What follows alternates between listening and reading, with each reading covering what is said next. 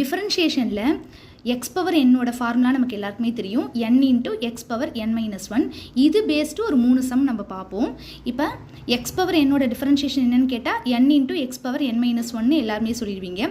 அதே மாதிரி X power 5ஓட differentiation என்னன்னு கேட்டால் இந்த ஃபார்முலாவை யூஸ் பண்ணோன்னா என்ன வந்துடும், இந்த 5 வந்து முன்னாடி வந்துடும் இல்லையா.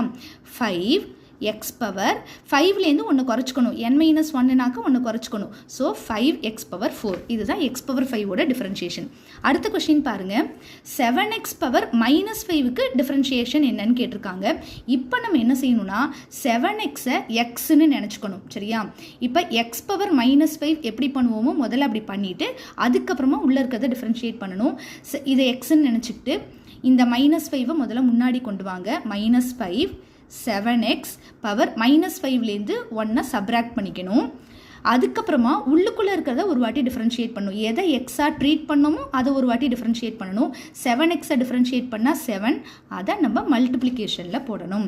இப்போ ஃபைனல் ஆன்சர் பார்ப்போமா. Minus 5 into 7 minus 35 into 7x power minus 5 minus 1 minus 6. ஓகேவா. அடுத்த சம் பாருங்கள்.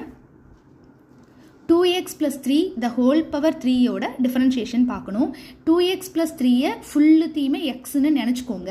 அப்போ எக்ஸ் கியூபுக்கு என்ன டிஃபரன்ஷியேஷன் 3, இதுலேருந்து ஒன்று குறைச்சிக்கணுமா 3x² வரும். ஆனால் எக்ஸ்ன்னு போடக்கூடாது, அதுக்கு பதிலாக 2x plus 3ன்னு போட்டுட்டு ஹோல் ஸ்கொயர். அதுக்கப்புறம் எதை எக்ஸாக ட்ரீட் பண்ணணுமோ அதை ஒரு தடவை டிஃபரன்ஷியேட் பண்ணணும்.